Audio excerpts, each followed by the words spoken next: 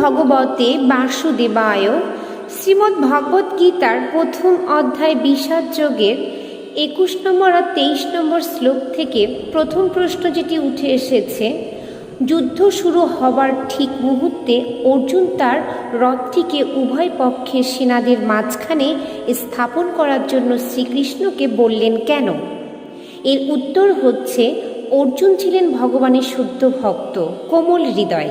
তিনি এই কুলক্ষয়ী যুদ্ধ চাননি, কিন্তু দুর্যোধনের অনমনীয় মনোভাবের জন্য তাকে এই রক্তক্ষয়ী যুদ্ধে অবতীর্ণ হতে হয়েছিল।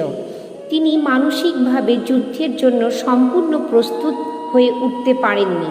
প্রকৃতপক্ষে অর্জুন তখনও সিদ্ধান্তহীনতায় ভুগছিলেন। যুদ্ধ করা তার পক্ষে উচিত হবে কি না, তাই মানসিক প্রস্তুতির জন্য তিনি কিছুটা সময় নিতে চেয়েছিলেন। হরে কৃষ্ণ।